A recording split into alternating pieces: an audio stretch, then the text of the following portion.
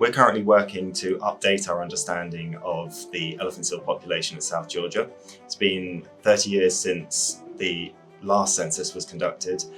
We don't really know what's happened to it over the past 30 years. So this is what this new project is trying to do, is to establish the benchmark of where we're at the moment, so that impacts from climate change, from changes to prey resources can all be factored into the management and conservation of the species.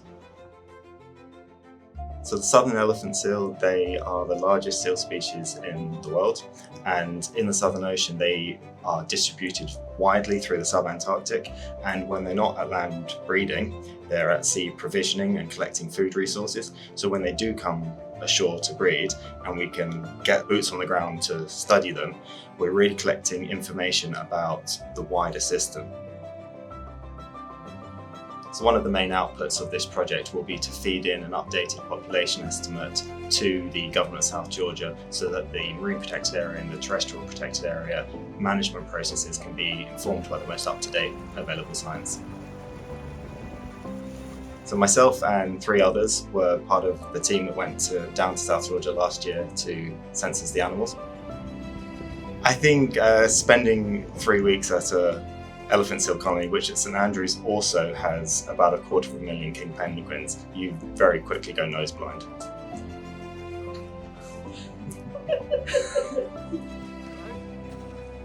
We were dropped off from King Edward Point Research Station using small boats onto the Bath Peninsula with 30 to 35 kilo backpacks. We then hiked for 7.5 hours overland to get to St Andrews, where we stayed for 3.5 weeks in the hut. It's quite an intimate space. There are 2 bunk beds, 4 of us, so we drew straws based to who would be on the floor. Our days generally started very early at about 5 or 6 a.m. That seemed to coincide with when the winds were lowest. So we'd get up early. If the weather was good, the drone would go up in the air. 15 minutes later, we'd have collected the survey for the day. Come back to the hut, make a cup of tea. Then later on in the day, go out and conduct a beach count, walk along the first section of the beach, and then, repeat each day for 3 weeks. Walking among the seals is best done in pairs, because surprisingly for an animal that can weigh up to 4 tons, they're quite sneaky. And with the sound of the waves crashing behind you and you watching something really interesting in front of you, they get quite close and can sort of take you for a little bit for a surprise. And there's not much that gets in the way of a 4-ton animal if it wants to go somewhere.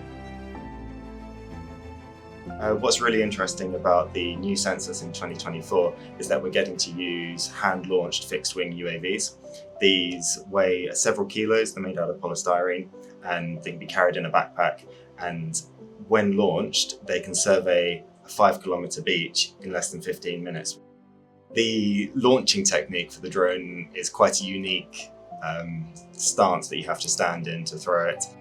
You're basically holding it at waist height, the engines power up to full velocity, and then you sort of just throw it into the air. And if you've got a headwind coming towards you, the drone takes off beautifully.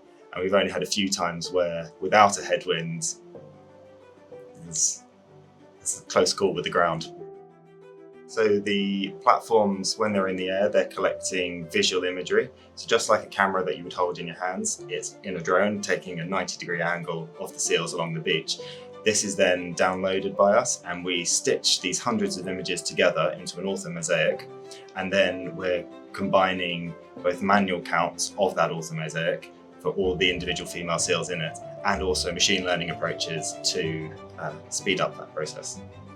So the arrival and use of UAV technologies and satellite imagery, as well as boots on the ground, will really provide us with a complete picture of how these populations are faring into the future. Boots on the ground is increasingly getting more expensive. UAVs enhance the capacity of people on the ground, and then satellites enable us to fill the gaps between the times when we get people down south to the colonies. One really important thing that we need to consider is that surveying and collecting repeat data for long-term population trends is incredibly important for the conservation of these species. And collecting this long-term data enables us to distinguish the impact of short-term fluctuations, for instance, the impact of bird flu on these populations, and propagate that out into the future.